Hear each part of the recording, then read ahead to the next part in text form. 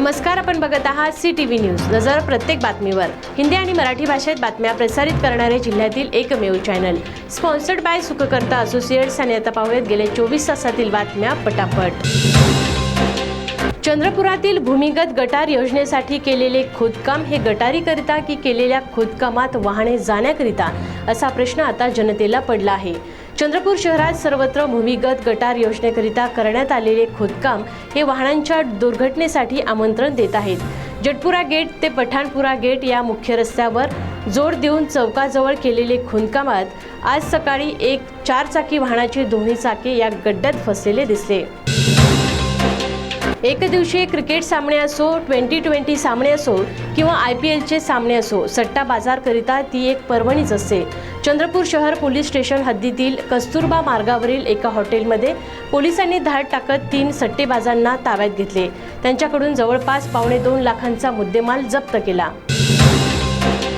मार्च महिन्याच्या सुरुवातीला काहीसे थंड असणारे वातावरण आता तापत चालले असून दिनांक 12 मार्च आणि 13 मार्चला चंद्रपूर जिल्ह्यात येलो अलर्ट घोषित करण्यात आला आहे. या 2 दिवसात तापमान वाढणार असून नागरिकांनी काळजी घ्यावी असे आवाहन प्रशासनातर्फे करण्यात आले. नुकत्याच झालेल्या पोलीस कर्मचाऱ्याच्या हत्येनंतर प्रशासन खळबळून जागे झाले आणि ज्या बारमध्ये हा वाद झाला होता त्या बारला 7 दिवसांकरिता टाळे ठोकण्यात आले. परंतु शहरातील अनेक बार असे आहेत की ते सकाळी 6 वाजता उघडल्या जातात आणि रात्री 2 वाजेपर्यंत या बारमध्ये मद्यप्रेमींची गर्दी असते. परंतु उत्पादन शुल्क विभागाचे अधिकारी मात्र जाणीवपूर्वक या बारकडे कानडोळा करतात. एका बारवर केलेल्या कारवाईनंतर इतर बारचे काय, असा प्रश्न आता नागरिक विचारू लागले आहेत.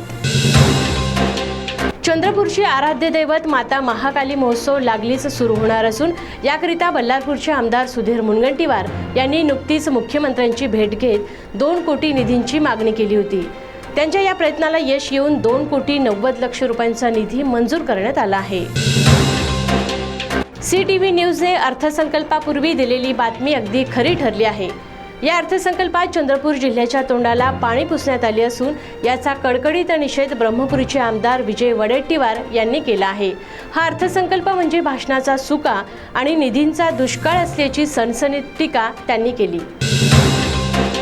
चंद्रपूर जिल्ह्यात वाढती गुन्हेगारी यावर काँग्रेसचे आमदार विजय वडेट्टीवार आणि सत्ताधारी पक्षाचे आमदार किशोर जोरगेवार यांनी अधिवेशनात या मुद्द्यावर सरकारचे लक्ष वेधले. एकीकडे पोलीस कर्मचाऱ्यावर प्राणघातक हल्ला होतो आणि दुसरीकडे काँग्रेसच्या नेत्यावर गोळीबारी केली जाते. या घटनेचे पडसाद अधिवेशनात उमटताना दिसले.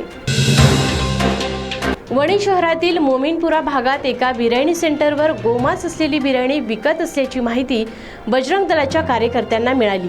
हे दोघे कार्यकर्ते पोलिसांना घेऊन घटनास्थळी गेले. मात्र चौकशी सुरू असतानाच बिर्याणी सेंटरच्या मालकाने व त्यांच्या साथीदारांनी या दोघांवर हल्ला केला. अखेरीस दोन्ही गटांवर गुन्हे दाखल करण्यात येऊन पोलीस अधिक चौकशी करीत आहेत. तर ह्या होत्या आजच्या पटापट बातम्या. लवकरच भेटूया पुन्हा काही नव्या बातम्यांसह. तोपर्यंत अशाच बातम्यांचे अपडेट पाहण्यासाठी बघत रहा CTV न्यूज. नजर प्रत्येक बातमीवर. नमस्कार.